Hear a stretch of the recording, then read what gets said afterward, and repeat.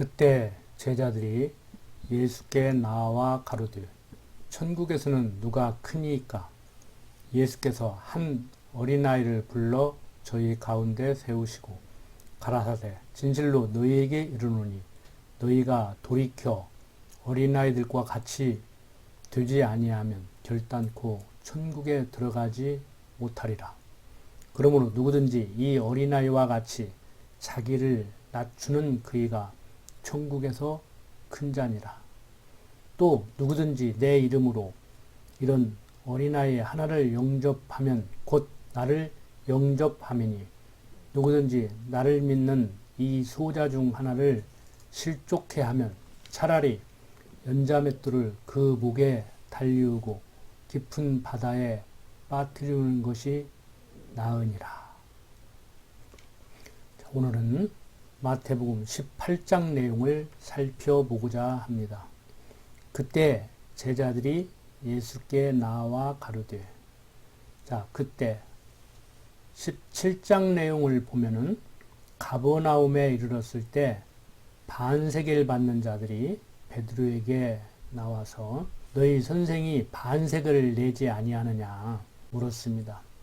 그때 내신다 하고 집에 들어갔습니다.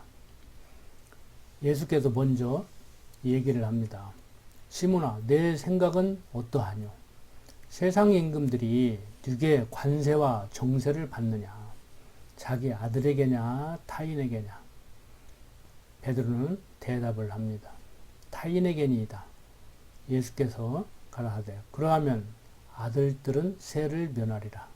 그러나 우리가 저희로 오해케 하지 않기 위하여 내가 바다에 가서 낚시를 던져 먼저 오르는 고기를 가져 입을 열면 돈 한 세겔을 얻을 것이니 가져다가 나와 너를 위하여 주리라 하시니라.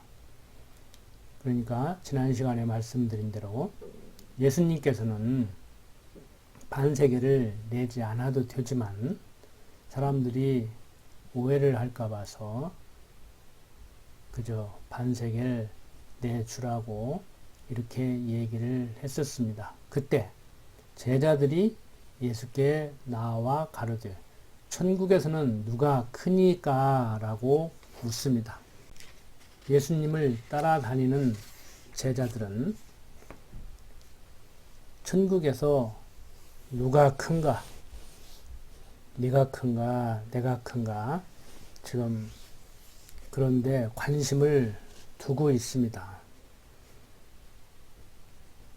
그때 예수님께서는 한 어린아이를 불러 저희 가운데 세우시고 말씀을 하십니다. 진실로 너희에게 이르노니 너희가 돌이켜 어린아이들과 같이 되지 아니하면 결단코 천국에 들어가지 못하리라고 얘기를 합니다. 그러므로 누구든지 이 어린아이와 같이 자기를 낮추는 그이가 천국에서 큰 자니라. 예수님을 따라다니는 제자들이 천국에서 누가 큽니까? 라고 물었을 때 예수님께서는 이 어린아이들과 같이 되지 아니하면 결단코 천국에 들어가지 못한다고 얘기를 하면서 누구든지 이 어린아이와 같이 자기를 낮추는 그이가 천국에서 큰 자라고 얘기를 하고 있습니다.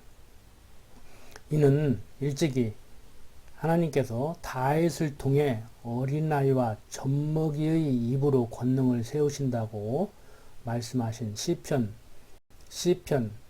8편 2절에서 말씀하고 있는 그 내용을 말씀하고 계신 것입니다.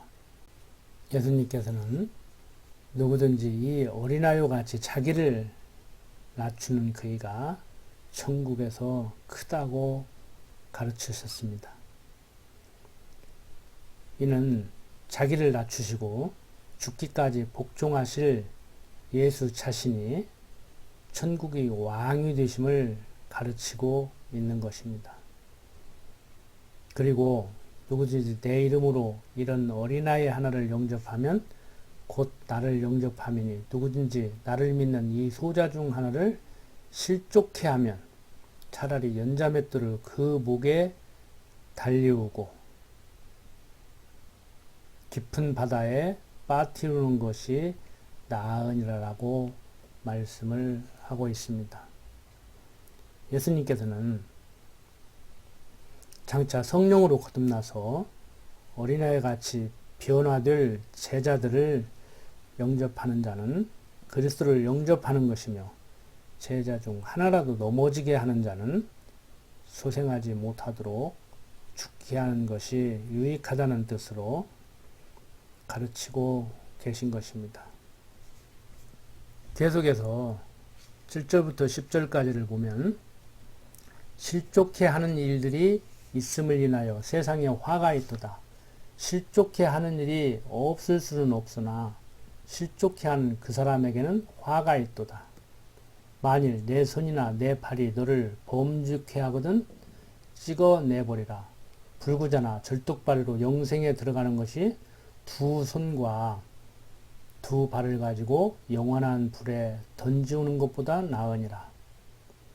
만일 내 눈이 너를 범죄케 하거든 빼어내버리라. 한 눈으로 영생에 들어가는 것이 두 눈을 가지고 지옥불에 던지우는 것보다 나으니라. 삼가 이 소자 중에 하나도 업신여기지 말라. 너희에게 말하노니 저희 천사들이 하늘에서 하늘에 계신 내 아버지의 얼굴을 항상 배웁느니라. 예수님께서는 실족해 하는 일들이 있음을 인하여 세상에 화가 있다고 합니다. 그러면서 실족해 하는 일이 없을 수는 없으나 실족해 하는 그 사람에게는 화가 있다고 가르치셨습니다. 여기서 실족해 하는 일은 구체적으로 가룟 유다가 예수를 팔아 넘길 것을 말하고 있습니다. 이러한 일은 이미 선지자들이 예언한 하나님의 뜻이므로 반드시 있게 될 것임을 얘기하고 있습니다. 선지자들이 예언한 내용을 한번 살펴보면은 아모스 2장 6절에 보면은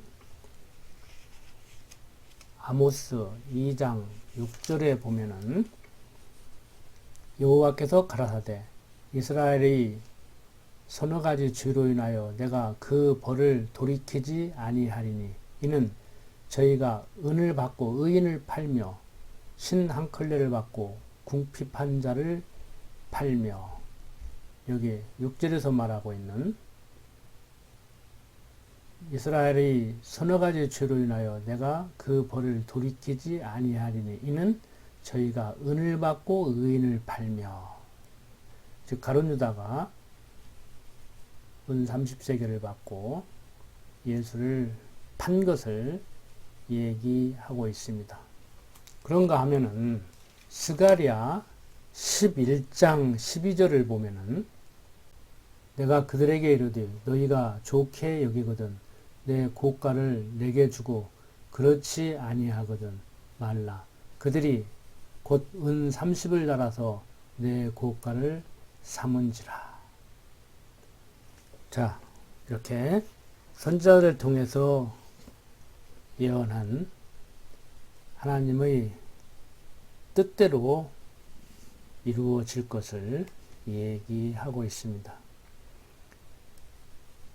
이 일이 주범이들 가룟 유다에게 화가 있을 것을 가르치고 있는 것입니다.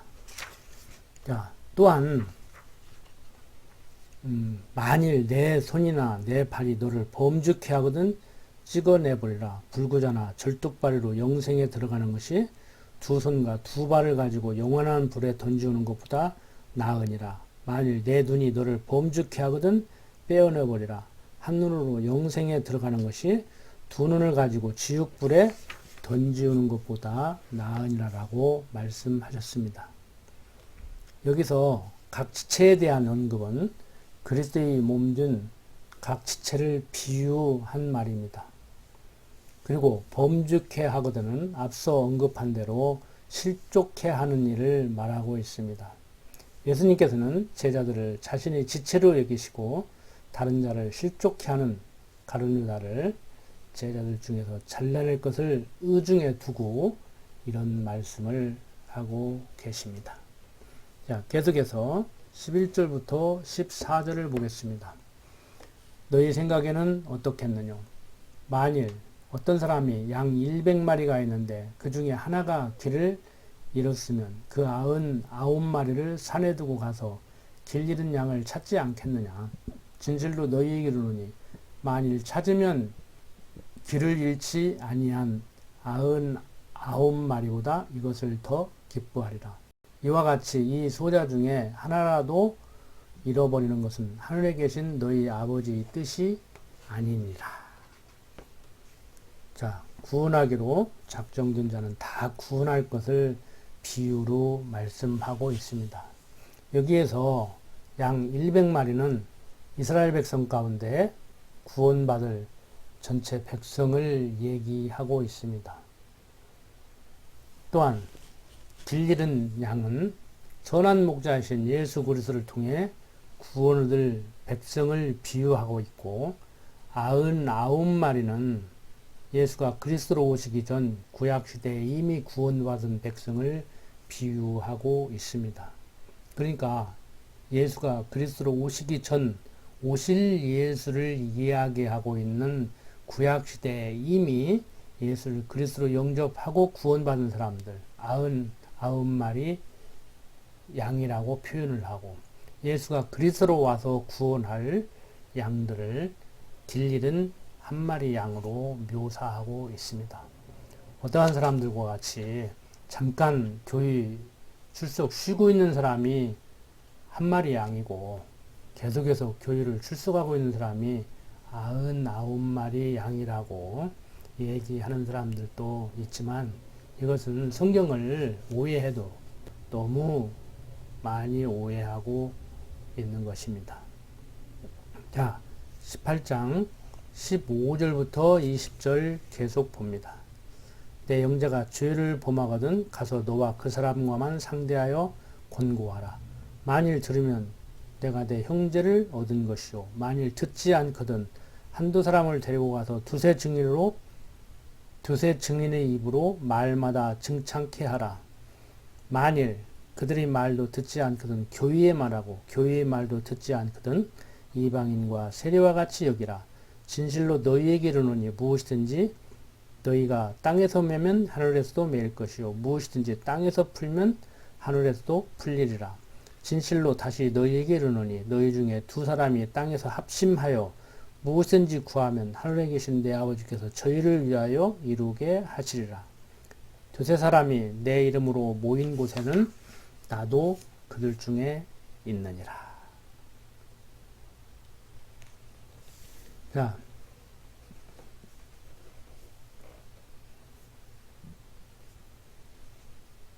예수님께서는 내 형제가 죄를 범하거든 가서 너와 그 사람과만 상대하여 권고하라.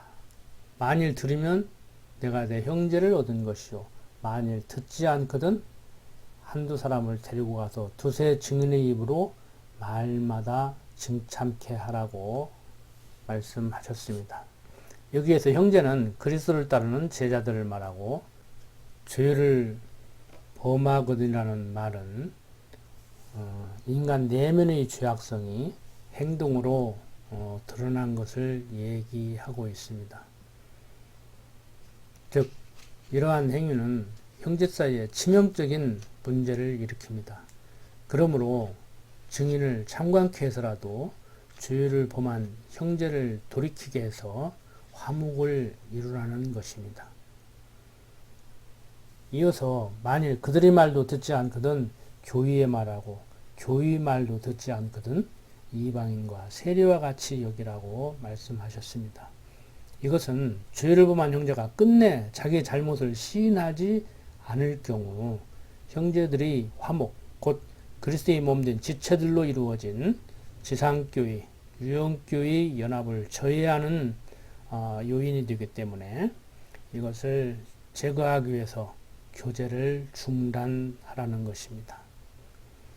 자, 계속해서 진실로 너희에게 이르노니 무엇이든지 너희가 땅에서 매면 하늘에서도 매일 것이요 무엇이든지 땅에서 풀면 하늘에서도 풀리리라고 말씀하셨습니다.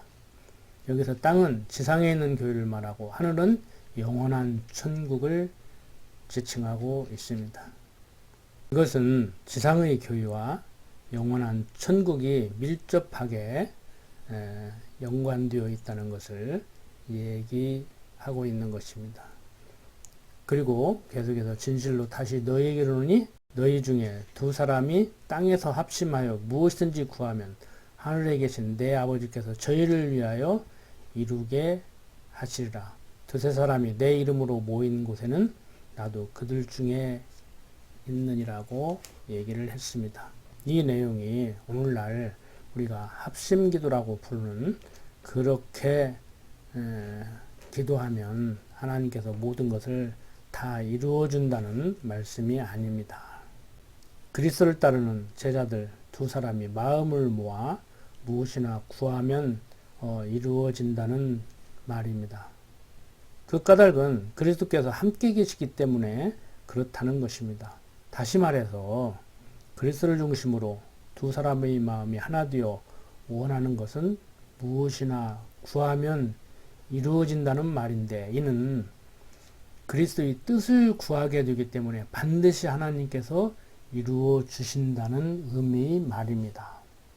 이렇게 예수님께서는 자신이 구약의 언약을 성취하러 오신 그리스도이심을 죄를 범한 형제에 대한 태도와 해결에 대한 원칙을 가르치셔서 증거하셨습니다. 계속해서 21절부터 마지막 35절까지를 보겠습니다. 그때 베드로가 나와 가로되 주여 형제가 내게 죄를 범하면 몇 번이나 용서하여 주리이까 7번까지 하오리이까 예수께서 가라사대 내게 이르노니 7번뿐 아니라 70번씩 7번이라도 할지니라. 이러므로 천국은 그 종들과 회개하려 하던 어떤 임금과 같으니 회개할 때 1만 달란트 빚진 자 하나를 데려오매 갚을 것이 없는지라. 주인이 명하여 그 몸과 처와 자식들과 모든 소유를 다 팔아 갚게 하라 한데 그 종이 엎드려 절하며 가로되 내게 참으소서 다 갚으리이다 하거늘 그 종의 주인이 불쌍히 여겨 놓아 보내며 그 빚을 탕감하여 주었더니 그 종이 나가서 제게 100데나리온 빚진 동관 하나를 만나 붙들어 목을 잡고 가로되 빚을 갚으라 하며 그 동관이 엎드려 간구하여 가로되 나를 참아주소 갚으리이다 하되 허락지 아니하고 이에 가서 저가 빚을 갚도록 오게 가두거늘 그 동관들이 그것을 보고 심히 민망하여 주인에게 가서 그 일을 다 고하니 이에 주인이 저를 불러다가 말하되 악한 종아 내가 빌기에 내가 내 빚을 전부 탕감하여 주었거늘 내가 너를 불쌍히 여긴과 같이 너도 내 동관을 불쌍히 여김이 마땅치 아니하냐 하고 주인이 노하여 그 빚을 다 갚도록 저를 옥졸들에게 붙이니라. 저희가 각각 중심으로 형제를 용서하지 아니하면 내 천부께서도 너희에게 이와 같이 하시리라. 자, 예수님께서는 죄를 범한 형제에 대한 태도와 해결에 대한 원칙을 가르치셨습니다. 베드로가 나와서 주여 형제가 내게 죄를 범하면 몇 번이나 용서하여 주리까 7번까지 하오리까 라고 여쭈었습니다. 이때 예수님께서는 내게 이르노니 7번뿐 아니라 70번씩 7번이라도 용서하라고 말씀을 해주셨습니다. 다시 말하면 죄를 범한 형제가 잘못을 시인했을 경우에는 끝까지 용서하라는 그러한 의미의 말입니다. 그러면서 천국의 경우를 비유로 가르쳐 주셨습니다. 이러므로 천국은 그 종들과 회개하려 하던 어떤 임금들과 같으니 회개할 때 1만 달란트 빚진 자 하나를 데려오매 갚을 것이 없는지라. 주인이 병하여 그 본과 처와 자식들과 모든 소유를 다 팔아 갚게 하라 한데 그 종이 엎드려 절하며 가로되 내게 참으소 다 갚으리다 했습니다. 그때 주인은 다 탕감해줬죠. 그런데 그 탕감받은 사람은 자기에게 100데나리온 빚진 사람의 그 빚을 탕감해 주지 않았습니다. 이렇게 만왕의 왕으로 오신 그리스도께서 제자들이 범한 많은 죄를 불쌍히 여겨 용서해 주신 사실을 비유로 가르치고 계십니다. 예수님께서는 그리스도를 따르는 제자들은 서로의 범한 죄를 사랑으로 용서하여 그리스도의 몸된 지체의 연합을 이루어야 하나님께서도 용서해 주신다는 뜻으로 가르치신 것입니다. 물론 그리스도의 몸된 지체의 연합을 이루고 형제의 죄를 용서해 줘야 그것을 조건으로 하나님께서 용서해 주신다는 뜻은 아닙니다. 과정적으로 보면 하나님께 죄 용서받은 그러한 형제들은 서로의 죄를 용서해 주게 되겠죠. 그러니까 과정적으로 볼 때 형제의 죄를 용서해야 하나님께서도 용서해 주신다는 그런 의미의 말입니다. 성경 전체적인 맥락으로 볼 때는 하나님의 백성, 하나님께 죄 용서를 받은 사람들이라야 형제의 죄를 용서해 줄 수가 있겠지요. 다시 한번 강조드리지만 형제의 죄를 용서해 줘야 그것을 조건으로 하나님께 죄 용서를 받을 수 있는 것은 아니라는 말입니다. 자, 이렇게 예수님께서는 자신이 구약의 언약을 성취하러 오신 그리스도심을 빚 탕감받은 종이 빚진 동관을 가두는 비유로 당신이 그리스도이심을 가르치고 계십니다.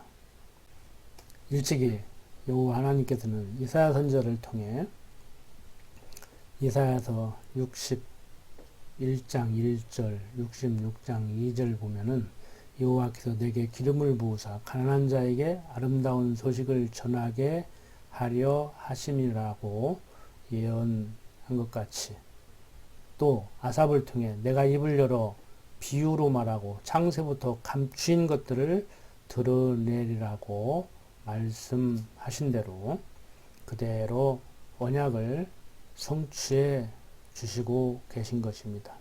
이는 역사적 사실로 성취됨으로 인해서 우리들에게 확신을 갖게 하고 있습니다. 하나님께서는 언약대로 성취해 주시는 여호와이십니다. 영원하신 하나님이 언약하시고 언약대로 성취하시는 언약 성취 섭리를 하시는 가운데 이스라엘 역사를 통해서 그리스도 보낸다고 약속하고 예수를 그리스도로 보내셨습니다. 그리스도로 오신 예수님은 이처럼 말씀으로 가르치셔서 당신이 그리스도이심을 하나님의 여호와이심을 알고 깨닫고 경외케 하려는 섭리를 하고 계신 것입니다. 오늘 사는 우리들은 성경으로 하나님이 어떠한 분이신지 예수가 어떠한 분이신지를 알고 그를 경외하는 삶을 살아야 될 것입니다. 기도드립시다. 아버지 하나님, 오늘 사는 우리들에게 하나님을 여호와로 알게 하시고 경외하는 삶을 살도록 인도하시니 그저 감사합니다. 아버지 하나님, 어떠한 상황 가운데서도 하나님을 여호와로 알고 경외하는 그 마음 변치 않도록 인도하여 주시옵소서. 부족한 종 예수님 이름으로 기도드립니다. 아멘.